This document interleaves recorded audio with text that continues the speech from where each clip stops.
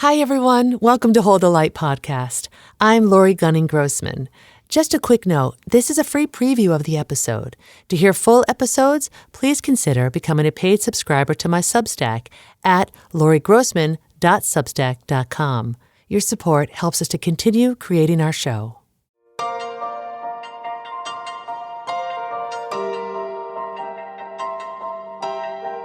What if the thing standing between you and the life you long for isn't outside of you, but the story you're carrying within? I'm Lori Gunning Grossman, and this is Hold the Light. Here, we explore what it means to keep showing up for your own growth in the middle of real life. Through stories and conversations, we create space for meaning, presence, and deeper connection. Because to hold the light is to remember who you are and to illuminate the path for others too.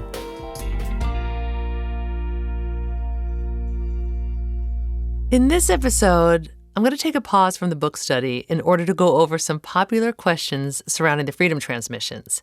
In the next episode, we'll continue with the chapter Sacred Seeds. So some of these questions are ones that people have asked me recently, and some of the questions were shared with me by Carissa Schumacher, who channeled the book. These are questions that have been posed to her in the past, and I will share her answers to those too. This is the Freedom Transmissions 101.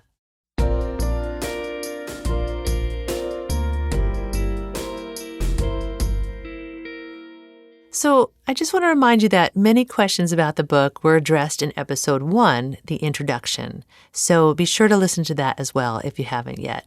But I realized from talking with people that there are many things that people are curious about when it comes to the Freedom Transmissions and about Carissa too. And I get it because I still have questions too.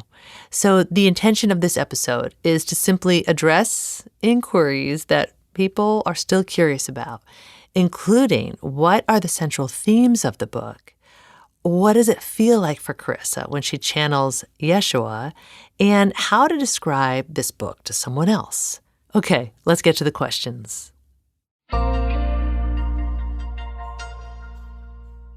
Question number 1. When someone asks me what the book is about, I never know what to say. How can I describe it? Oh, I think this is such a good starting point because I still hear people ask this question even after years of reading the book. Like they just don't know how to describe it to someone else when they're like, what's this book about? So here's what I say. I try to keep it really simple when first talking about the book.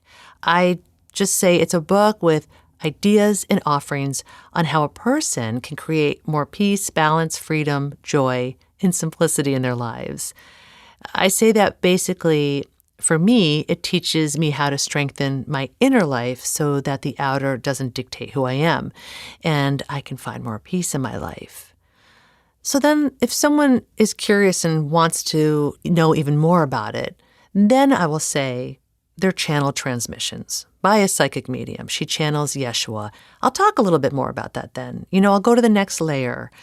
But then I'll also just say, hey, listen, go listen to this series about the book right here on Hold the Light, and just start with episode 1, the introduction, because I think that it gives a really great and easy explanation of what the book is about. I think what's important to keep in mind, maybe to tell people, is that it's not a self-help book. It's an offering, and it's a co-creative process with, you can say, your higher self, or with the universe, with the divine. And ultimately, it's a pathway to peace. Question number 2. What are we learning about ourselves as we move through this book? So basically, we're learning or remembering that we're spiritual beings having a human experience, that we are in co-creation with something else out there. It's Yeshua, it's a higher power, it's spirit, it's whatever you want to call it. So it's connecting with the idea that we're not alone and we're in a co-creative process with something that only wants the best for us and believes in our inherent worth and works on our behalf to keep us expanding and evolving. It gives life flavor. It moves us from the mundane into finding meaning all around us and helps us handle the ups and downs of life. It's helping us find greater peace in our lives. We also learn how to be our true selves instead of living in our ego or an illusion of who we think we are or need to be. Question number 3. Is the name pronounced Yeshua or Yeshua? In Aramaic, it's Yeshua, but according to the book and Carissa, both are fine. I say Yeshua. Question number 4. Who exactly is Yeshua? So that one's up for you to decide. Yeshua is not Jesus the man. Yeshua could be peace, universal love, light, consciousness, or truth. Again, you get to decide.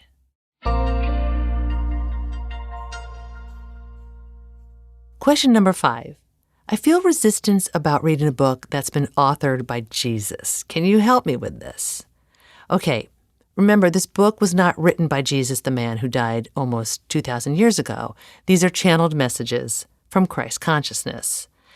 I get that the name Yeshua might be a trigger for some or many.